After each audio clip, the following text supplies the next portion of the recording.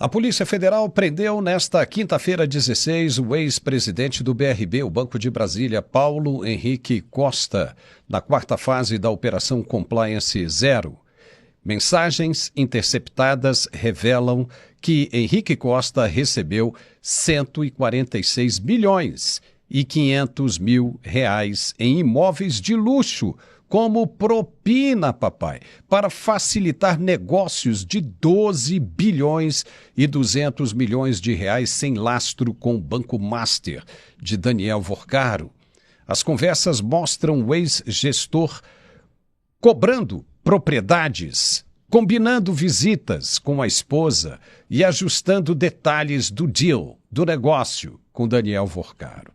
Além de Costa, o advogado Daniel Monteiro também foi preso preventivamente. A operação, autorizada pelo STF, cumpre mandados no Distrito Federal e em São Paulo para apurar crimes de corrupção, lavagem de dinheiro e organização criminosa no Banco Público de Brasília.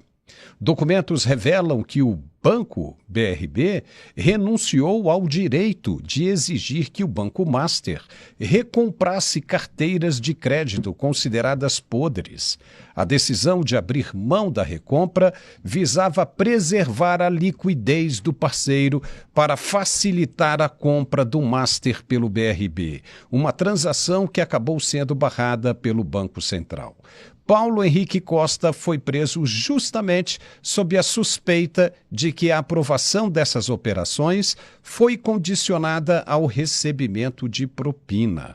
A investigação aponta que a manobra prejudicou o Banco Público de Brasília, enquanto beneficiava diretamente o grupo privado, em negociações que alcançaram cifras bilionárias.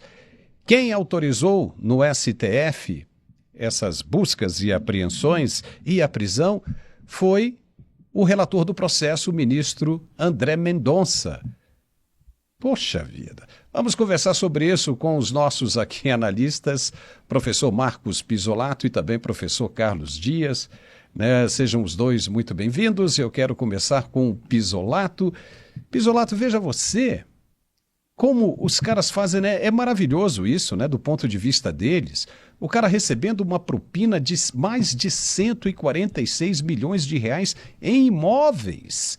Imóveis, para ele liberar 12 bilhões para compra.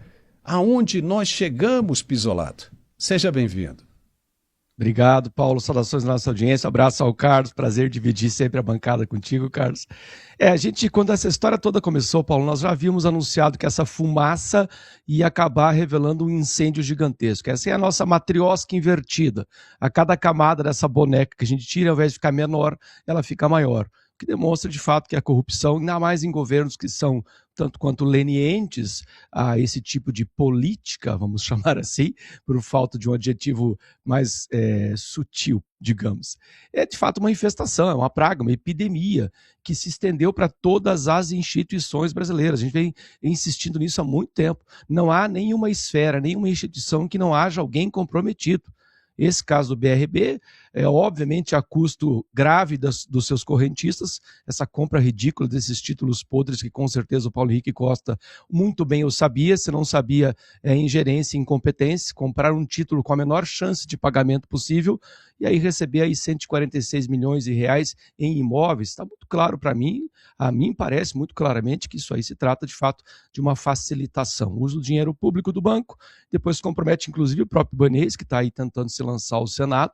O que a gente vê pelo mercado de ações é que o BRB, é fato, ele corre risco de insolvência, não é algo impossível, por mais que o banco declare que funciona normalmente. As ações têm recomendação de venda, isso é um indicativo de que o risco é real. Outro ponto que eu acho bastante interessante anotar, a gente fez muitas críticas durante todo esse processo e vários programas à Polícia Federal e àqueles que são subservientes ao sistema, mas a gente vê aqui a Polícia Federal agindo, investigando, prendendo, mesmo nesses casos ou nos casos de lavagem de dinheiro envolvendo aí os rappers e os indivíduos da Choquei, dentro da Polícia Federal, dentro da instituição da Polícia Federal, pessoas de respeito, pessoas de princípio, que honram a instituição Polícia Federal. Isso tem que ser destacado sempre, já que a gente sabe que há aqueles também que estão do outro lado do espectro. O próprio Mendonça demonstrando tremenda coragem, porque eu tenho certeza que ele sabe muito bem, ele fez aquele retiro na Alemanha para pensar tudo o que ele ia fazer, ele sabe muito bem do risco que está correndo, que ele está se envolvendo com gente muito poderosa. A minha pergunta seria, quando que nós vamos subir de prateleira? Porque, por enquanto, nós estamos vendo apenas, digamos, o médio escalão, os operadores. Eu quero saber quando é que nós vamos chegar ao alto escalão da política. Quando nós vamos ter ferramentas para que nós possamos chegar naqueles indivíduos do Supremo Tribunal Federal que têm clara e explícita ligação com o Banco Master e seus diversos braços e financeiras, enfim. A gente sabe muito bem, só para eu encerrar, Paulo, que o Vorcaro está louco para terminar esse processo de delação, porque o patrimônio dele pode acabar se dissolvendo nesse processo todo. Ele está muito ansioso para fazer esse processo de delação.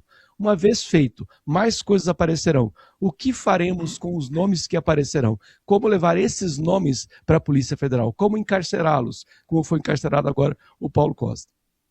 Olha, já tem mensagens, né, surgindo, de acordo com o vazamento dessas informações pela Polícia Federal, que novos nomes estão aparecendo, nomes de autoridades que até então ainda não haviam sido cogitadas, mas esses nomes agora começam a aparecer abrindo uma nova linha de investigação, ou seja, o negócio é muito podre. Quando você tem uma propina de mais de 146 milhões de reais. Veja, isso é um prêmio da Mega Sena acumulado. E o cara pagando isso de propina. Imagina só que situação. Como é que você vai montar um esquema desse sem que o chefe não saiba? Então, realmente, é uma situação complicada demais. 146 milhões de propina. Isso é só para que as pessoas possam ter uma ideia do nível em que chegamos, Carlos Dias. Porque um prêmio da Mega Sena acumulado, quantas pessoas não sonham com isso, com esse dinheiro honestamente, e o cara recebendo de propina, colocando em risco a saúde de um banco público, mais de 12 bilhões de reais, sendo que está tanta gente aí passando necessidade no governo do Distrito Federal, na saúde, na segurança, na educação, e os caras desviando dinheiro. Vai sobrar para quem? O Tesouro Regional. Seja bem-vindo, Carlos. Obrigado, Paulo. Satisfação imensa estar aqui com o Pisolato também, a todos que nos assistem. Pisolato, indiretamente a culpa é do Deodoro nessa matéria. Eu preciso, embora não é plena, mas indiretamente é. Porque essa situação de república, né, a gente vê exatamente essas realidades difíceis, né, de pessoas que têm um mínimo de responsabilidade moral, né, ver como o país está agindo. Ô Paulo, eu tenho uma esperança nesse caso. Vocês já deram, enfim, uma cobertura geral das situações, das crises, da situação do recebimento de propina. Eu vejo que esse caso ele tem uma vertente muito interessante, porque nós temos dois sistemas operando no Brasil. É esse das elites burocráticas de Brasília, não eleitas, e tem um outro sistema que é mais forte que esse, que é o sistema financeiro. Esses grupos, eles foram entrar numa das mais equilibradas, né, medidas de ações que são exatamente o sistema financeiro nacional. Nós temos entidades extremamente sólidas, reconhecidas internacionalmente por seus compliance, né? Os bancos que quebraram lá atrás, que tiveram a recuperação do PROER, houve um grande ajustamento em termos dos índices do Acordo de Basileia, que significa o seguinte: os índices de solidez foram elevados. Isso quer dizer o seguinte: as garantias líquidas que os bancos têm que ter para enfrentar problemas, às vezes mais diretos ou indiretos, da própria operação financeira, da própria operação de negócio. Então, o Brasil hoje, você tem minimamente entre 15% e 18% instituições financeiras sólidas. E isso significa que o mínimo é em torno de 10,5%, 11%. Então, o Banco Master, quando entra numa operação como essa, e ele cria um problema sério para o sistema, ele tem quase 10 milhões de correntistas. E o Banco Master, que é um banco, na verdade, que se tornou uma grande operação de lavagem e de fraude, ele abalou a credibilidade do sistema brasileiro como um todo. Então, é impossível que o sistema financeiro, os operadores efetivos, os grandes bancos brasileiros, não façam pressão para que essa situação seja efetivamente solucionada com aqueles que cometeram crime preso, porque isso é uma garantia que o sistema volta a ser sólido. Apesar do custo que vai ter, porque o Fundo Garantidor de Crédito vai ter que financiar certas recuperações de banco, o BRB está com problema, o Pisolato falou, né, com as ações indicando compra, e precisa colocar, através de auditorias profissionais, minimamente em torno de 13 bilhões imediato no seu caixa. Então, o que nós estamos vendo é que eu acho que esse caminho de solução vai ter em função da pressão dos bancos e, por outro lado, o crime vai aparecer, porque não tem como você recuperar uma instituição como essa não apontando essa administração temerária que tanto teve de uma maneira dolosa, clara, no Banco Master como veículo de lavagem de dinheiro e do BRB também, através da facilitação, porque você imagina só, e eu concluo, o Banco Master ele já não conseguia mais dar fluxo às operações necessárias de lavagem e de estruturação do crime organizado. Então, você imagina uma estrutura junta, né, conjugada ao BRB, que tem uma grande capacidade de expansão e teria, sim, uma amplitude imensa, não só regional, mas do Brasil como um todo. Então, eu acho que isso vai se resolver e caso não se resolva, logicamente, esse banco vai ser liquidado. Eu tenho a impressão o BRB vai caminhar para uma recuperação de alguma forma, e se não tiver condição, pelo menos para limpar o nome do sistema, ele vai ser incorporado, algum banco vai comprá-lo. Agora, fico imaginando, é o seguinte, se tivesse dado certo isso, hein? Todo esse esquema que foi feito pelo Banco Master, ele seria transferido para o BRB. Entendeu? O Banco Master sairia de cena, você apagaria tudo para trás e o BRB passaria a ser o novo Banco Master, para fazer exatamente o que o Banco Master estava fazendo antes. E esses caras, laundry, e esses caras passariam a quadrilha. Não, vamos falar assim, pulariam dos bilhões para os trilhões com o banco do BRB, até encontrarem outro banco lá na frente para ir fazendo a mesma coisa, até não ter mais dinheiro no mundo que coubesse nas contas dos caras. E aí, mensagens interceptadas pela Polícia Federal revelaram que o governador do Distrito Federal, Ibanez Rocha, tinha pleno conhecimento das transações bilionárias entre o BRB e o Banco Master. Tinha sim. As comunicações indicam que o ex-presidente do banco, o Paulo Henrique Costa, mantinha o chefe do executivo, o Ibanez, muito bem informado sobre o andamento dos negócios, que agora são alvo da Operação Compliance Zero. A investigação apura se o conhecimento do governador implicava em anuência com as irregularidades ou se as informações eram repassadas como parte da gestão estratégica do banco público. A revelação do teor dessas mensagens amplia o desgaste político e coloca o Palácio do Buriti agora no centro do inquérito. Aí a mensagem foi pega, né? Eu acho que até a gente tem uma das mensagens aqui. Será que dá para colocar, por gentileza? Eu vou até ler a mensagem. Olha só, mensagem Paulo Henrique mandando para o Daniel Vorcaro. Amigo, muito obrigado pela conversa de hoje. A cada passo o caminho está mais claro e estou mais empolgado com o que vamos construir. Além disso, dou muito valor ao alinhamento pessoal.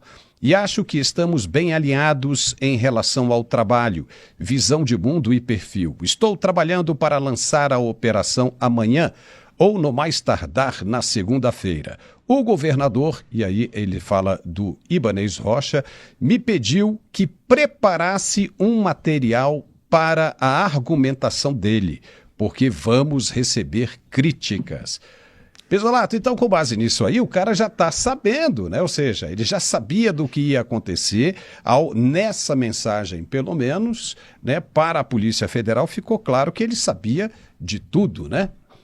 Isso é um pouco assustador, porque ele fala aí em visão de mundo, né? É um alinhamento, de fato, de sindicato do crime, de mafioso, ou mais especificamente de terrorismo, né? Porque o terrorismo internacional, quando uma célula vai cair, todo o know-how de uma célula é passado para outra e a outra sobrevive. Se a gente fizer a analogia aí com o BRB e o Master já percebendo a sua insolvência e incapacidade de dar sequência, como o Carlos Dias apontou, para todo o sistema de lavagem de dinheiro nacional e internacional, porque a gente vai sempre lembrar aquela associação com o Hezbollah, inclusive de uma das financeiras associadas ao banco. Então ele já havia percebido que não havia mais como dar prosseguimento com todas essas propinas, os gastos abusivos do próprio Vorcaro, porque apesar de tudo, de 10 milhões de correntistas, é um banco pequeno. O Master só passou a ser conhecido no resto do Brasil a partir da revelação dos escândalos. Não é um banco que tenha renome nacional e internacional de respeito, que as pessoas iriam até ele porque é um banco ou era um banco conhecido. Se tornou conhecido agora negativamente. Então, provavelmente, eles perceberam todas essas falhas no sistema do sindicato do crime, da máfia, da lavagem de dinheiro que eles tinham montado. E a gente, obviamente, sabe que novos nomes irão aparecer à medida que essas delações vão se tornando mais públicas e mais dados aparecerão e mais pessoas estarão envolvidas. Nós temos certeza que o tamanho desse escândalo é muito maior do que ele está até agora. Chegamos até o governador do Distrito Federal, que, como eu disse, está tentando se lançar ao Senado, isso com certeza vai prejudicá-lo, deve envolver muitas outras figuras políticas. É preciso lembrar que há, inclusive, citações ao atual governador do Paraná, ao seu pai, que é o Ratinho Pai e o Ratinho Júnior, que gerou, inclusive, uma dança das cadeiras no Paraná, justamente por conta desse apoio do Flávio Bolsonaro ao Moro e não ao Ratinho, causou todo um celeuma nas diversas secretarias estaduais, porque houve dança das cadeiras, foi reloteado todo o estado do Paraná e suas secretarias, vários secretários foram exonerados por conta disso. Olha o tamanho disso. Nós estamos falando de algo que extrapola a dimensão territorial brasileira. É muito maior. Essas revelações vão com certeza afetar, ou deveriam afetar, sinceramente, a opinião daqueles que pensam em votar neste ou naquele candidato. Porque nós estamos vendo naquela prateleira de cima que eu mencionei, que parece que está, de alguma maneira, parece não, está mesmo, né? Vamos falar sinceramente, está mesmo fazendo de tudo para se blindar, ressuscitando velhos processos lá de 2021 para tentar limitar as delações do Vorcaro, porque sabe que obviamente vai chegar até eles. O Senado, o senhor Alcolumbre, está lá com medo de que isso possa, de alguma maneira, atingi-lo, que é a pergunta que eu fiz. Quem irá parar os intocáveis? Porque nós, por enquanto, estamos nos médios operadores. Eu quero que chegue no alto escalão. Eu quero ver como nós vamos fazer para pôr a juízo os julgadores do STF, se aquele que pode fazer isso tem ele mesmo medo de ser julgado. Nós vamos ficar dependendo, Paulo, é um pouco deprimente pensar. Nós dependemos do quê? De muita pressão popular, uma pressão popular que se fosse sem nenhum precedente histórico, que pudesse levar ao alto escalão a julgamento. Ajuda externa, novamente vamos ficar esperando que o Trump, de alguma maneira, possa nos ajudar num problema interno que a própria política nacional parece que não quer resolver. Não vamos partir para o confronto, não é essa a nossa índole de brasileiros, né? Ou vamos esperar que nós consigamos renovar 2/3 da direita no Senado para daí no próximo mandato tentarmos fazer alguma coisa. Eu estava tentando entender esses dias, só Paulo, só para me encerrar, se nós já vivemos na história do mundo, algum tipo de regime político como o nosso, em que o judiciário toma decisões. Nós já tivemos vários casos, nenhum deles é elogiável, é o caso do nazismo, o caso da União Soviética, o caso do Irã após 79, em que os juízes serviam ao Estado, eles obedeciam ao ditador da vez. Mas o que nós temos aqui só tem um paralelo histórico, que é no Paquistão. Os juízes do Paquistão tomam decisões legislativas. Olha que belo rol, para que belo rol nós entramos, né? Para os países de exceção. Não, e outra coisa, a defesa do ex-governador do Distrito Federal, Ibanez Rocha, se manifestou sobre as mensagens em que o ex-presidente do BRB, o Paulo Henrique Costa, menciona um pedido de material para argumentação contra críticas às operações com o Banco Master. Segundo a nota oficial, os diálogos apenas reforçam que Ibanez não acompanhava nada, nem pressionava as decisões da instituição financeira. Os advogados declararam que o ex-governador assegurou plena autonomia decisória à área técnica do BRB e que não houve qualquer ingerência política nas transações bilionárias. A defesa sustenta que o interesse de Ibanez no assunto limitava apenas a busca por subsídios técnicos para responder a questionamentos públicos sem qualquer envolvimento nas irregularidades apuradas pela Polícia Federal. Se ele não tinha responsabilidade mesmo, como explicar essa conversa que a gente mostrou agora de Paulo Henrique Costa com Vorcaro, onde ele falava exatamente aquilo que nós mostramos aqui? Olha, precisamos de um argumento forte porque nós vamos receber muitas críticas, né, Carlos Dias? Pode até ser, mas vamos ver se ele consegue provar isso para a Polícia Federal, né? Porque tem muita gente aí que achava que tinha um poderio extraordinário jurídico e não está acontecendo do jeito que sonhava, né, Carlos? É só olhar, por exemplo, os números do banco, né? O patrimônio líquido, né, que ele tinha, que foi crescente em 2020, 2023 e 2024, em torno de 3,2, depois para 3,7, por aí, e não publicar o balanço em 2025. Então, quer dizer, o governador não chamar atenção sobre os números da instituição mais relevante que ele tem, PL de quase 4 bilhões, né, patrimônio líquido de quase 4 bilhões, e fazer um acordo de compra, né, de uma carteira em torno de 12 bilhões sem auditoria direta do corpo, por exemplo, mais técnico que o BRB possa ter, ou poderia ter tido. Então, eu acho que, enfim, essas suspeitas estão levantadas, elas vão ser ao longo do processo, elas vão se confirmar ou não, mas uma coisa a gente tem absoluta certeza. O rastro do Banco Master, ele não vem dessa data curta que nós estamos falando aqui de 2024. Né? Nós temos que reparar que desde a época, inclusive, que o ex-presidente do Banco Central, o neto do... Como é que chama ele, meu Deus do céu? Do Banco Central anterior. Roberto Campos Neto. Campos Neto. O Campos Neto já solicitaram a eles uma ampliação de recursos, né, de aporte de recursos no banco. E depois, não podemos esquecer que o próprio Lula, né, o presidente em exercício do país, ele fez reuniões com o Vorcaro e o Galípolo antes do Galípolo assumir o Banco Central. E não foi uma reunião só. Então você vê um problema de fiscalização do Banco Central, né, de exigir que o banco está desenquadrado, então ele precisa hoje, inclusive, colocar capital, aportar capital para se enquadrar no Acordo de Basileia, que é um acordo internacional de operação de banco, se um banco vai ser, de fato, pode ser liquidado, sofrer uma intervenção do Banco Central. A gente vê, por exemplo, que a própria Comissão de Valores Mobiliários, eu repito o que eu já disse, né, que é objeto de negócio de indicação do Alcolumbre para que o Jorge Messias possa sentar lá no Supremo Tribunal Federal, né, negociações com agências reguladoras, mas falando especificamente do campo financeiro, essa em particular vai ter uma indicação política ainda mais, e ela falhou, por exemplo, no exame de registros de fundos de investimento. Então, eu acredito que, sem dúvida nenhuma, esse processo tende a ser explosivo nesse aspecto de que um conjunto de autoridades estão envolvidas e, por outro lado, que eu repito, que seria a garantia da proteção ao sistema, que os grandes bancos não vão permitir que simplesmente aconteça um acordo qualquer e se emita um relatório e se puna um mero presidente de uma instituição.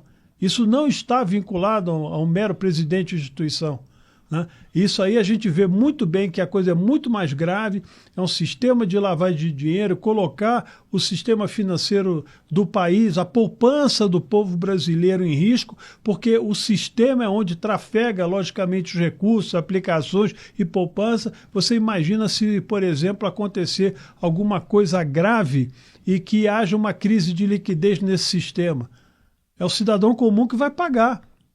É o cidadão comum que não vai ter acesso aos seus recursos. E não adianta dizer que usa o cartão de crédito, não, porque as bandeiras vão travar, logicamente, todas as posições de crédito de qualquer um, logicamente, dependendo do grau de risco, mas vão limitar. Então, quer dizer, o assunto é muito grave, ele entra da esfera criminal de uma maneira mais objetiva e ela vai para uma instabilidade de instituição do próprio país. Eu quero ver como é que os caras vão fazer com relação aos imóveis do BRB, porque eles já estavam listando os imóveis do BRB para gerar recursos, para pagar essa dívida. Ou seja, acabando já de imediato e de uma forma até que direta, porque não pode se dizer que isso é indireto, porque o imóvel público é do BRB, que vai ser liquidado, transformado em crédito para gerar recursos para pagar essa dívida gerada por esses caras, essa pilantragem toda. E mais uma coisa, ou seja, vai cair mesmo na conta do servidor. Por que não vai cair na conta de quem providenciou isso aí? Porque quem mexeu em tudo isso aí tem grana para colocar. Vai lá e limpa tudo. Lá e limpa tudo desse responsável por essa fraude, por essa transação fraudulenta. Olha, esse Daniel Monteiro, é o que estão dizendo agora em Brasília, porque abriu, se acendeu um alerta amarelo em Brasília, porque esse Daniel Monteiro era o operador de propinas de Daniel Vorcaro. O operador. É como se fosse o contador do Al Capone, entendeu? É o cara que armava tudo ali, Pisolato. E esse cara foi preso. Então estão dizendo que ele sabe mais até mesmo do que o próprio Daniel Vorcaro. Imagine o desespero. Se o sicário morreu, imagine o desespero desse cara agora, ele tem que abrir a boca o mais rápido possível. É ou não é? Porque senão ele está correndo um risco muito sério. Porque se os caras eliminaram o sicário também sabia de muita coisa. Demais. Talvez até no mesmo nível aí desse Daniel Monteiro, sabia mais do que o Daniel Vorcaro e aí acabou naquilo. Entendeu? Então, os caras agora têm que correr. O bom é que esses caras estão agora aqui na polícia em Brasília. Então, quer dizer, fica uma coisa diferenciada. Mas é um risco que essa turma corre muito alto, né, Pisolato? Isso me faz recordar o caso do PC Farias, lá na época do Collor. PC Muito Farias bem tinha os recordado. caderninhos, Tinha os caderninhos, porque é curioso, Inclusive foi na época do Collor que a gente teve acesso à tecnologia, o fim da reserva de mercado. Então, naquela época, a informação era todo papel mesmo, Os famosos casos do Fiat Elba e o fim do Paulo César Farias, se a nossa audiência não lembra, não foi dos mais agradáveis, Ele teve aquela morte bastante estranha, que muita gente levantou a possibilidade de ser queima de arquivo e ficou por isso mesmo, Mais ou menos como o caso do sicário e todas essas desinformações que giraram em torno, inclusive do laudo médico, que não tem causa de morte, da questão do cemitério, que a data do enterro dele era um mês antes dele morrer. Então, uma série de desinformações que, obviamente, nós conhecemos a história do Brasil e entendemos que quando isso começa a aparecer, quando essa fumacinha, esse cheirinho de podre começa a aparecer, pode procurar que deve ter alguma coisa podre de fato escondida em algum canto aí. Como eu falei antes do próprio Vorcaro, o Vorcaro está preocupado com o patrimônio dele. Ele está negociando para perder o mínimo possível, porque ele tem muito patrimônio que não é dinheiro líquido. Se trata de patrimônio físico, que pode ter implicações em bancos, que pode envolver as investigações nos Estados Unidos, ele pode perder tudo. Então ele está com pressa. E essas pessoas de menor escalão, que são os operadores do tipo que tinha o caderninho, hoje são os digitais, e nós sabemos que nem mesmo um celular dos mais seguros que existe, que é da Apple, que é o iPhone, não resiste mais aos sistemas que a Polícia Federal tem. Já visto o caso do Vorcaro, o sistema israelense que desbloqueou esse celular, lembrando que nós não temos ainda visibilidade da totalidade dos dados desse celular, cerca de 30% a 40% só que foram revelados, existem centenas de outros dispositivos. Então essa história, como disse o Carlos Dias, ela vai muito para trás no tempo e ainda vai muito para frente no tempo. Essas pessoas que estão aí sendo presas e que têm acesso a informações que podem ajudar a compor o quebra-cabeça, ou melhor, a teia gigantesca desse esquema de corrupção, elas têm mesmo que ter medo. Porque se elas não revelarem o que elas têm para revelar, preferencialmente com o aporte, com a proteção da justiça brasileira, especialmente a justiça, aquela que merece esse nome, eles têm mesmo que falar para se proteger e, quem sabe, preservar o pouco que sobrou de um patrimônio que nós nem sabemos o quanto é de fato honesto. Eu concordo contigo, Paulo, quando você falou de pegar o dinheiro das pessoas e repor para o banco. Porque como nós vamos saber qual é a medida do patrimônio de um Alexandre de Moraes, uma Viviane Barros de Moraes, de um Vorcaro, do Daniel Monteiro, do próprio Paulo Costa, quanto desse patrimônio é legítimo, no sentido de honesto, 100% conseguido com o trabalho dele? Ou nós vamos acreditar que, de fato, o patrimônio de Alexandre de Moraes multiplicou por 3 desde que ele entrou no STF, só com o salário dele de STF? É claro que não. Eu sou favorável a fazer como os gregos faziam na antiguidade, o famoso ostracismo. Quando o sujeito causava um mal para a cidade, para a polis, eles expulsavam a pessoa da cidade e os bens ficavam para compensar o mal que eles haviam causado. Olha que fórmula fantástica. Já pensou quantos problemas seriam resolvidos se nós tomássemos os bens daqueles que prejudicaram a sociedade em alguma medida? Pois é, era isso que tinha que ser feito também, né? No Brasil, né? Eu acho isso... extremamente justo. Né? Não, e é bíblico, né? É que bíblico. Diz claramente que aquilo que você toma de alguém, você tem que reparar num grau ainda muito maior do que o próprio bem que você tomou. Então é uma coisa corretiva adequada, né? Mas infelizmente eu não sei como isso vai caminhar, né, Paulo? Pois é, né?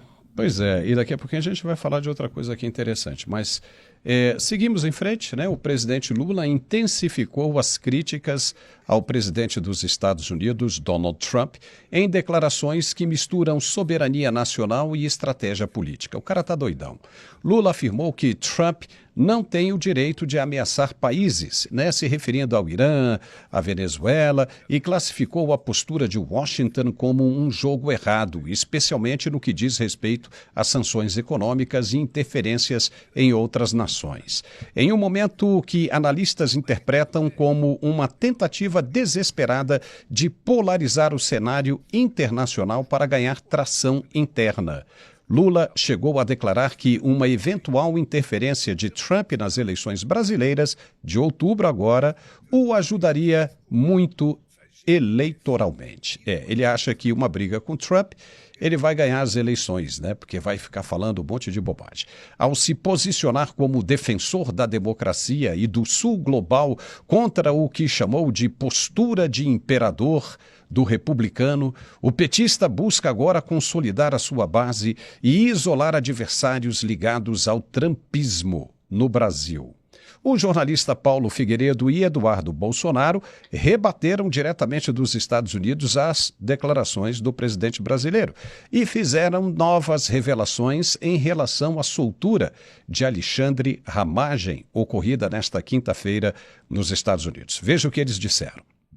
E disso daí haverá consequências positivas para todo mundo, pode ter certeza. Igual eu falei, quando saiu o relatório do Comitê do Judiciário, né, que veio após várias declarações do Departamento de Estado, várias declarações públicas do próprio presidente Donald Trump, esse relatório do Comitê do Judiciário e agora a soltura do Ramagem, isso tudo vai ajudar a todos os perseguidos, né, políticos que estão na mira do Alexandre de Moraes. Então é o Eduardo Bolsonaro, é a Zambelli, é os exilados na Argentina. Então isso aqui pode ter certeza que quando o fruto vem bom também para todo mundo. A gente está vendo que o Lula, só um recadinho para você, a gente está vendo, está todo mundo percebendo que você está tentando cavar uma crise com os Estados Unidos para ver se o Trump coloca uma tarifa de novo no Brasil. A gente está vendo aqui, todo mundo está vendo que você está cavando essa falta, falou do Papa ontem, o pessoal viu, está todo mundo vendo. Semana passada você estava falando que o Trump nunca viu um argentino, um nordestino bravo. A gente tá todos os dias, provoca em relação ao Irã, provoca em relação à Venezuela, está todo mundo vendo. Avisa o Sidônio que não vai colar não tem tarifa vindo para te salvar não, você vai perder do Flávio mesmo. É isso aí. Pois é, e os dois estão falando aí, Pisolato, diretamente do Departamento de Justiça, né, americano, né? O que houve foi exatamente isso, né? Houve uma ligação direta do Departamento de Estado, né, comandado por Marco Rubio, para liberar imediatamente o Alexandre Ramagem. Aí o presidente Lula estava falando, rapaz, como é que é impressionante isso, né? Como se houvesse aí uma articulação oficial, que foi um trabalho oficial da Polícia Federal com as autoridades americanas e que Ramagem havia sido preso, não porque estava dirigindo sem carteira de habilitação, mas sim porque tinha sido condenado no Brasil a 16 anos e coisa e tal, tentando passar aquela imagem de que o sistema estava resistente e ainda inabalável, imaculado, quando de repente acontece isso, não é? O Alexandre Ramagem é solto e o Departamento de Estado manda limpar o nome dele de qualquer arquivo policial nos Estados Unidos, né? Isso representa muito, é um balde de água fria na cabeça dessa gente, né, que quer se beneficiar dessa narrativa e mostra o quanto o governo adora mentir, né? Inclusive envolvendo uma instituição como a Polícia Federal. Ou seja, um lado esquisito da Polícia Federal manchando o nome da instituição, né, Pisolato? Como eu sempre digo, o Lula e o PT em geral e seus asseclas, a caterva que o cerca, incluindo aí o Sidônio, que pelo jeito estava dormindo, entrou numa hibernação, tipo assim, uns 40 anos mais ou menos, e acordou com o velho testamento petista, leninista na mão e está tentando utilizar, né? Não vai funcionar. Essa é a teoria da dependência, é uma coisa lá do Lênin, nos anos 20, que dizia que uma nação empobrecida só era pobre não pelos seus fracassos, seus defeitos, mas sim porque os Estados Unidos, imperialista malvadão, ganhava o seu dinheiro com a exploração. Pode ver, o Lula usa esse discurso com muita frequência. Nós somos pobres, o governo PT é ruim, mas não por nossos próprios defeitos. Nós temos virtudes, são os Estados Unidos malvadão. Essa história do soma zero, da teoria da dependência, imperialismo malvadão, isso aí só vai colar em alguns lugares muito específicos, né? O Lula está dando claros sinais, não é exagero, não é teoria de conspiração, ele tem muito claro, para mim é muito claro, que ele passa por um processo de decadência cognitiva, é muito claro isso para mim. Esse personalismo todo, essa egolatria, quando alguém tira o microfone dele, quando o microfone não funciona, ele surta, porque ele precisa ser idolatrado. Ele já se comparou a Jesus Cristo, gente. Isso é uma coisa tão absurda que nem cabe uma explicação, a não ser justamente uma psicopatia. E ele confunde psicopatia com virtude. Ele acha que essas coisas que ele fala são como se fossem virtudes dele. O Lula, quando analisa qualquer situação que seja ele por conta própria, e não um discurso preparado ou por Jair Dirceu, que é aquela persona parda que está ali sempre mexendo os pauzinhos, ou pelo próprio Sidônio, que tenta às vezes consertar uma ou outra besteira que o Lula vai falar, mas nunca consegue, porque a fábrica de besteiras do Lula é muito mais veloz que a capacidade de apagar e passar pano de uma Mira Leitão da vida e de mesmo da grande imprensa financiada. Lula está sempre projetando o que ele pensa sobre as coisas, e é incapaz de assimilar as coisas pelo eu. Isso é demagogia, algum tipo de patologia que no futuro algum dia alguém vai criar uma definição. Esse tipo de discurso, Paulo, só vai funcionar num lugar, ou melhor, em alguns lugares. Nos DCEs universitários, aqueles onde há aquela brisa, aquela fumaça pesada de cannabis, ali ela funciona, onde há aquela dificuldade de amadurecer intelectualmente, aquela dissonância cognitiva que causa desconforto quando o sujeito percebe que defendeu alguém que é incapaz de governar um país, aliás, é incapaz de governar qualquer coisa, quanto mais um país. Aquela velha guarda que ainda tem aqueles sonhos utópicos de criar uma Cuba Tupiniquim, que no nosso caso vai funcionar, não funcionou lá, mas aqui vai funcionar. Mas não satisfaz, como você bem pontuou, Paulo, não satisfaz o mundo livre. O mundo livre já tentou o wokismo, o progressismo, todo quanto é ismo, e percebeu que contra um presidente Trump, contra um Marco Rubio, isso aí é um erro grosseiro, não vai funcionar em processo eleitoral, exceto, claro, nunca é demais ressaltar que nós podemos ter, de fato, algum tipo de interferência em processo eleitoral. Fora isso, concordo com o Paulo Figueiredo. Alguém acha que Marco Rubio, Trump e companhia, muito bem assessorados, vai cair nessa balelinha de atrair algum tipo de punição para que esse discurso Antigo Testamento do PT volte a funcionar?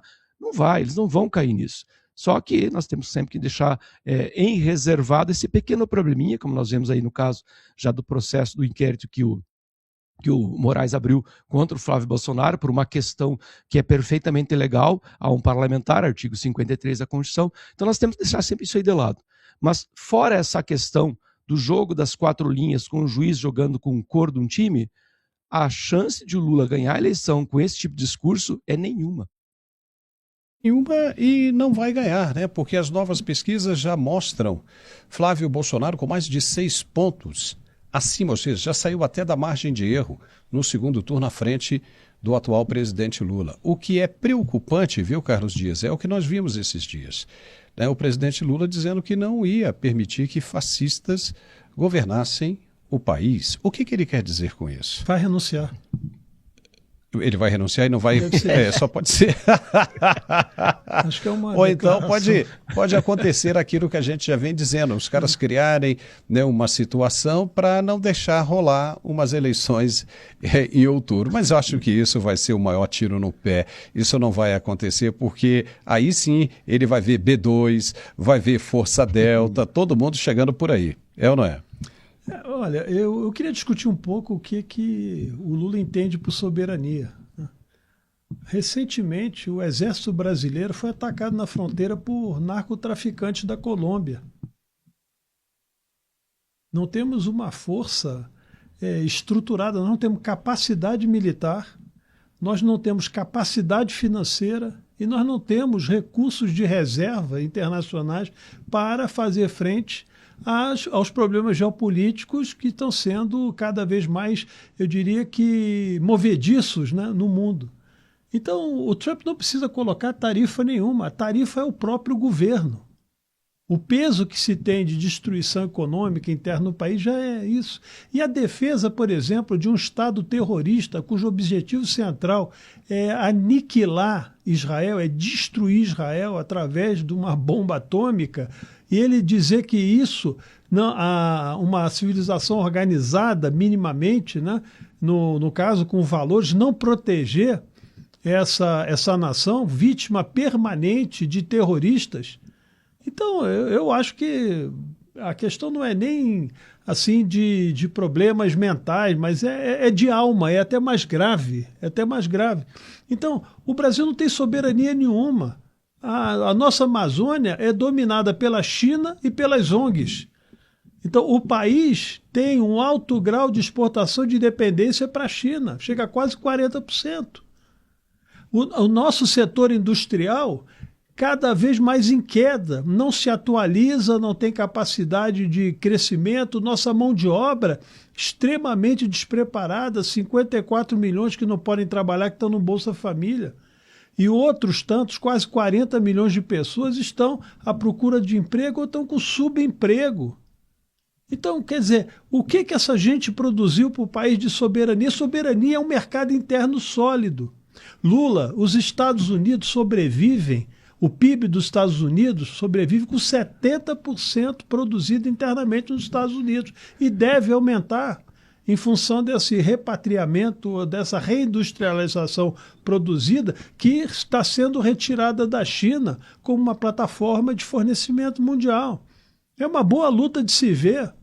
O capitalismo é a liberdade contra os sistemas centralistas e destruidores da pessoa. Uma coisa que me dói muito ver é exatamente a pátria é feita de irmãos. É você ver, por exemplo, uma geração toda escravizada pelo Estado ou eliminada por ele, como é o caso, por exemplo, do Irã, que uma moça que deixou cair um cabelinho fora lá do véu tomou um tiro na cabeça. E isso é direitos humanos, né? Que o nosso amigo aí defende, né? Entre aspas, nosso amigo. Né? Você vê qual é o processo que o país aqui está vivendo. Ao invés de combater o crime organizado, está instalado dentro de um sistema que ele mesmo dirige e preside. Ao mesmo tempo, querem liberar a droga, o sistema quer liberar a droga, gerar alienação e destruição da família. Então, olha, não tem como. O Brasil não tem soberania, inclusive pelo seguinte, ele depende de 70% de recursos externos para gerar a economia. E sabe por que eles entram aqui? Porque ainda existe algum grau de risco que não é tão elevado, mas embora para nós seja, através das atividades primárias que possamos executar, que é através de emprego, desenvolvimento de pequenas e médias empresas, que o custo do capital é elevadíssimo para fazer isso, então essas atividades elas não prosperam no Brasil, mas prosperam com juros, dos maiores juros dos países emergentes. E aí esse capital entra aqui e quem é o rentista? O rentista é o Estado, que só apresenta déficits primários, gastos constantes. Ele tem que lembrar de soberania e está migrando para um sistema, dentro e fora do país, 1 trilhão e tanto de reais por ano pagando juros de dívida. Enquanto isso, pagam uma bolsa miserável para as pessoas que ele quer colocar lá na jaula dele ideológica. Então, olha, o Brasil não tem soberania, porque um Estado autônomo, um Estado que não tem capacidade financeira, não tem capacidade militar e não tem capacidade de reagir preventivamente ou reagir quando for tocado por determinadas contingências internacionais em termos de reservas, ele não pode fazer absolutamente nada. Então, o Brasil é exatamente o que a gente está vendo. O Brasil é o espelho do Lula. Exatamente isso. Isso é que é o Brasil hoje. O espelho do Lula. Um cara que não sabe para onde vai. Precisa de alguém tocar no braço para poder guiar. É que nem o Joe Biden. E aí é o seguinte, né? Fala com medo de colocar em risco a soberania com os Estados Unidos, mas com a China não. Com a China tudo, né? Com a China vale tudo, né? Pode colocar a China comprando todos os territórios. E olha, vou dizer uma coisa, né? O governo queria tanto se beneficiar com essa prisão de Alexandre Ramagem nos Estados Unidos, que fez esse estardalhaço todo, já estava fazendo essa campanha inteira e se ferrou. Aí o que acontece? No dia seguinte, né, porque ele precisava, né, criar uma cortina de fumaça num momento como esse, conseguiram convencer a justiça italiana a extraditar a deputada Carla Zambelli. E ela vai ser extraditada, sabe por quê? Sabe qual é a acusação? Não é por ela ter invadido, né, lá, segundo as acusações, né, o site do CNJ e coisa e tal. Ela está sendo extraditada porque ela ameaçou aquele sujeito lá em São Paulo com uma arma, e aquela ameaça foi, né, o porte de arma ilegal e ameaça, perseguição com o cara à mão armada. Então ela foi condenada por isso e a Itália está extraditando a Carla Zambelli. O curioso é que é um dia depois, né, do fracasso, né, da campanha que iriam fazer com relação a Alexandre Ramagem. Então os caras disseram o seguinte: precisamos trazer alguém, e a Itália vai e embarca numa dessa. Que vergonha, né, Pisolato?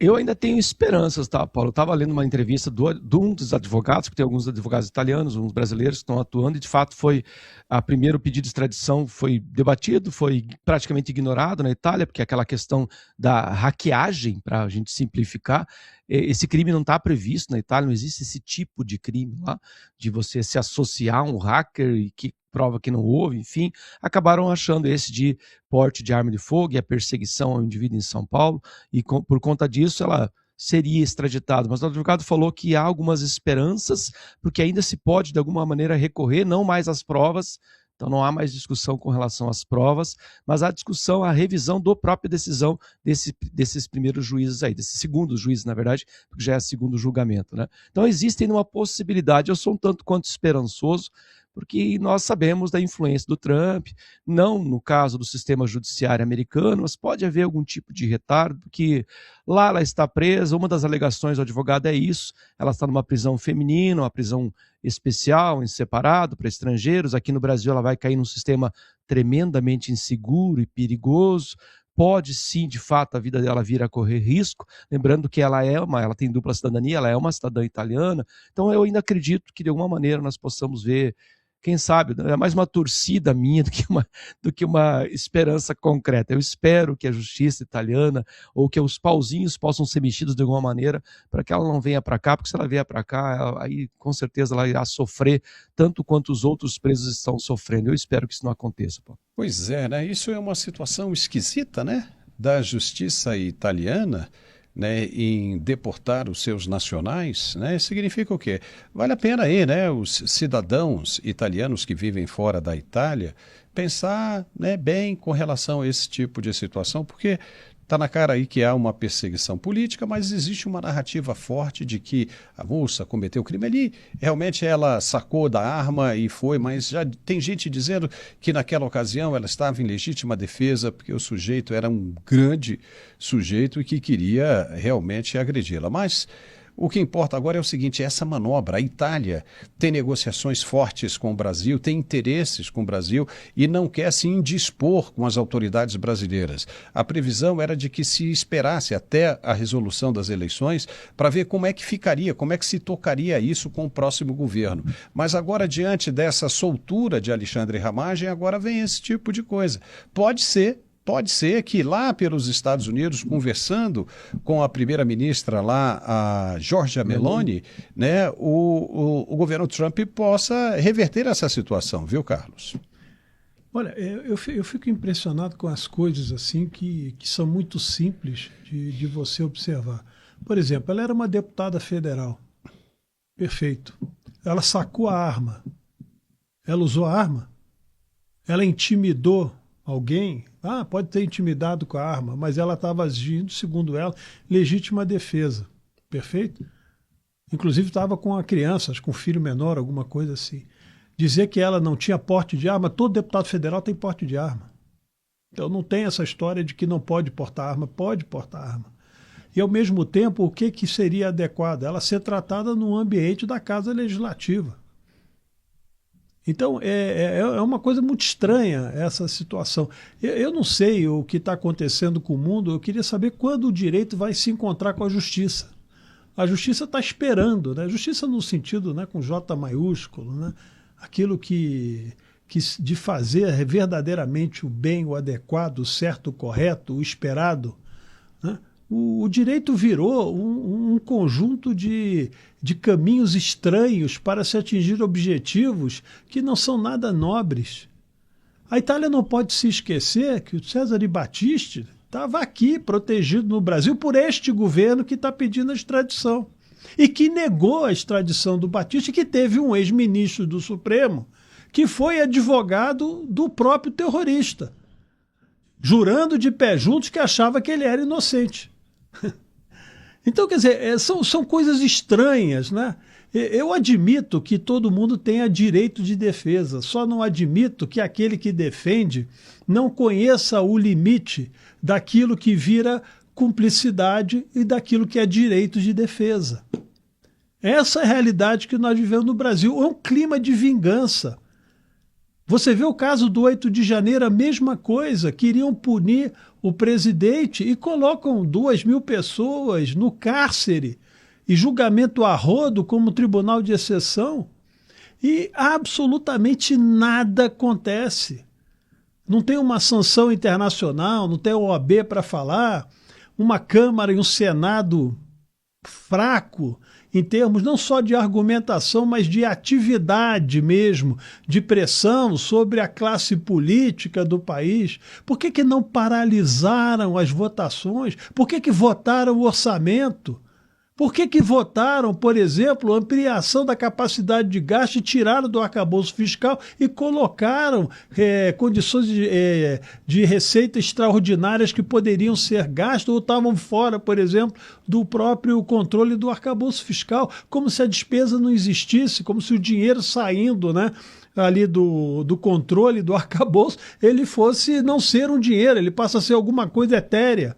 Então, quer dizer, a gente precisa rever isso, Pizzolato. Penso isso também, Paulo, de que o nosso grau de representação ou é inibido por uma baixa capacidade de agir no sentido de que não conhecem, ou se são verdadeiramente covardes, que não querem enfrentar, porque o sistema ele precisa ser enfrentado. O Brasil só vai sobreviver se tiver uma crise institucional objetiva. Isso significa uma resposta de desobediência civil.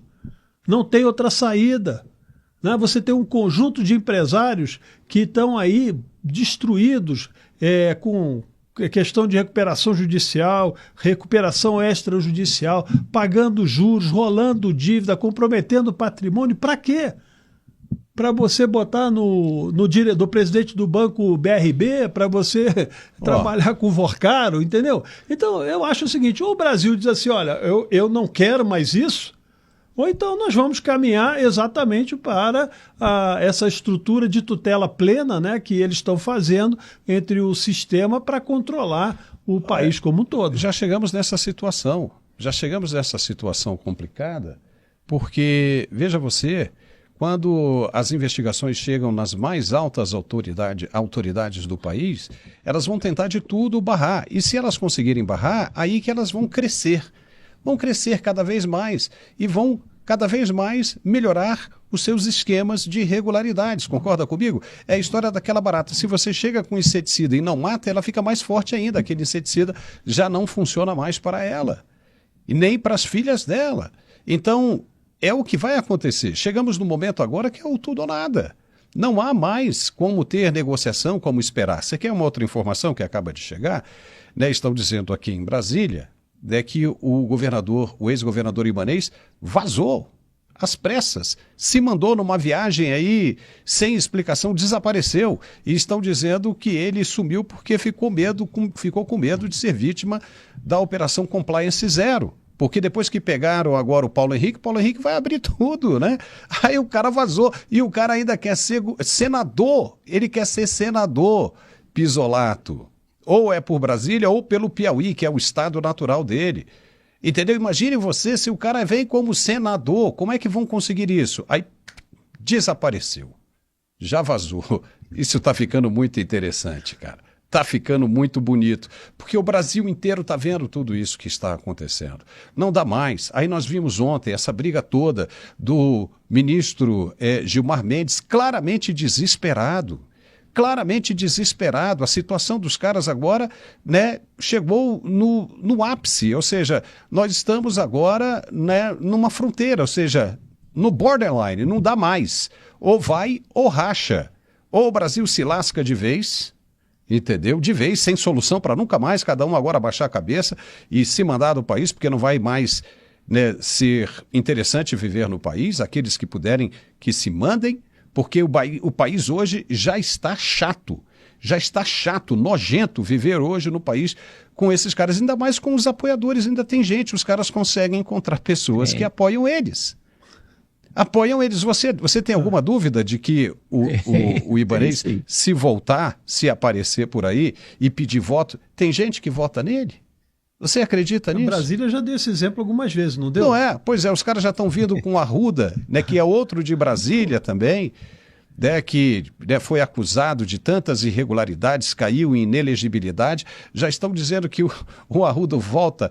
que rouba, mas que faz, que nem aquele slogan do Maluf em São Paulo, que rouba, mas que faz. Os caras votam, você tem que parar com isso, não é? Tem que parar com isso, Pisolato. As pessoas precisam acordar para um mundo novo, o mundo quer evoluir e essas pessoas terão que acordar, querendo ou não. Pisolato, suas considerações finais. Deixa eu só interromper um pouquinho. Terão ou terão, né, o Pisolato? Ou terão. Olha, Paulo, eu vou secundar o que o Carlos falou, perfeitamente isso. O diagnóstico do Brasil não é difícil é o prognóstico, né? Como curar o Brasil. Porque nós, de fato, estamos atolados num imenso pântano de todo tipo de problema. A corrupção é só um sinal externo, né? É a manchinha que aparece na pele de problemas psicológicos, antropológicos, muito mais fundo. E não há como, de fato, concordo com o Carlos, não há como. Você está no meio de um pântano, você não consegue sair dele com passos. O próximo passo é de novo dentro do pântano, e o próximo dentro do pântano, e o próximo dentro do pântano.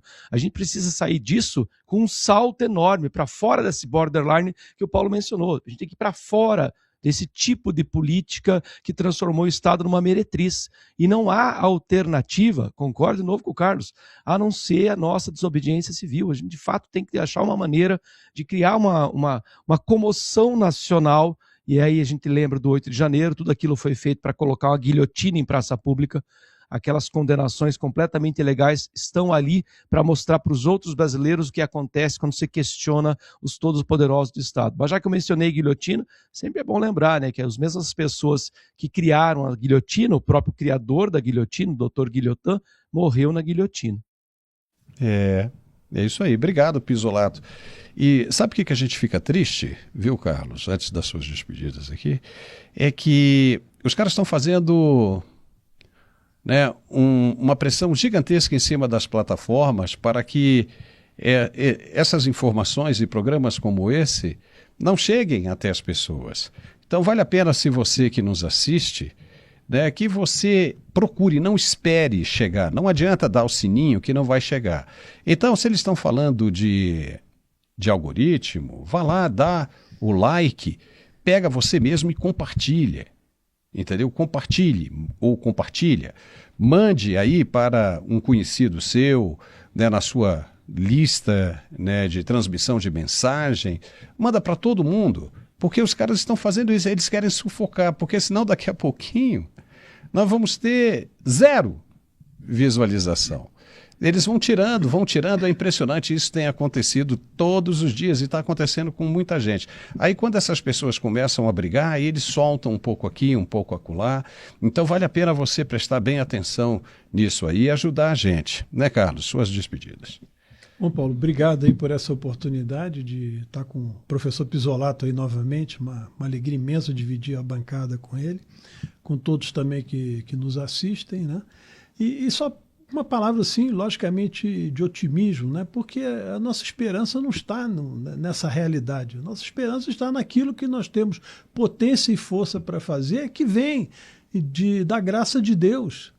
Não vem de nenhum outro fator externo, né? Essa motivação interna de mudança e de força e potência que nós temos, ela é operada pela graça de Deus e essa proteção ela vai estar conosco. Porque estamos lutando pelo aquilo que é certo, que é correto, e nós temos uma grande vantagem que o bem ele consegue gerar um amálgama, uma ligação, não de interesses momentâneos, mas de questões permanentes. O mal, ao contrário, o mal é rivalizante. O mal é incapaz de se harmonizar. Por isso, essa situação que nós estamos vendo em relação a delações, e quanto mais isso está sendo colocado, vazado, e muita gente envolvida, etc., e nós vamos ver que a tendência é uma condição dessa destruição, porque, repito, né, o Estado ele é insuficiente em termos de combater, né, essas realidades. Porém, as máfias elas se eliminam de forma interna. Então, é o próprio veneno que as constituiu, é o próprio veneno que elas bebem e que vão destruí-las. Então, temos fé em Deus, temos fé no Brasil, no nosso povo, vamos avançar apesar das dificuldades, essa provação. Nós talvez não colhamos frutos aqui nesse mundo, mas diante de Deus nós podemos ter a consciência de que fizemos o melhor possível para livrar o Brasil dessa ignomínia que nós estamos vivendo. Hoje um abraço a todos, boa tarde ou boa noite, ou como for. Obrigado, Carlos, obrigado, Pisolato. E hoje de manhã nós falamos sobre isso, né? Que o povo é o poder constitucional originário, ou seja, é o povo que tem o poder. Mesmo o Supremo não querendo aceitar isso, é o povo que tem o poder. Né? O povo precisa se juntar. O primeiro caminho do povo para conseguir as coisas verdadeiramente é comandando o Congresso Nacional, entendeu? É escolhendo as pessoas que você vai colocar no Congresso Nacional. O Executivo também está facinho, não está complicado não. Aí você tem que se perguntar, tem que pensar, você está satisfeito com o que você está vendo? Você está satisfeito com o Brasil que você tem? Você está satisfeito com os seus representantes? Se sim, beleza. Continua na mesma linha. O Pelé já dizia, o Brasil tem o governo que merece.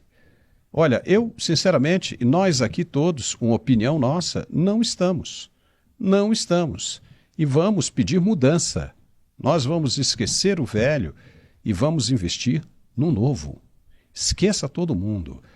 Olha, Pisolato, mais uma vez, muitíssimo obrigado. Estamos muito felizes aqui com A Culpa é do Deodoro e também com o Pulso Global. Amanhã, às 10 horas da manhã, a vez do Pulso Global, de 10 às 11, com Carlos Dias, você não pode perder. Tá? E lembrando que a nossa Masterclass é na segunda-feira, 8h30 da noite. Corre lá, tá lá, né? Você entra lá no YouTube, você vê, tá lá em cima direitinho, tem como você acessar, vale super a pena, você precisa se preparar para os truques que esses caras estão armando para te pegar. Então, você vai aprender a se preparar, a investir corretamente o seu dinheiro, o negócio vai funcionar, vai ficar bem legal. Então, não perca a nossa Masterclass na segunda-feira, às 8h30 da noite, o Carlos e eu estaremos aqui para auxiliar, tá bom? De novo, Pisolato, muito obrigado. Obrigado, Carlos, e até amanhã, ao meio-dia. Tchau.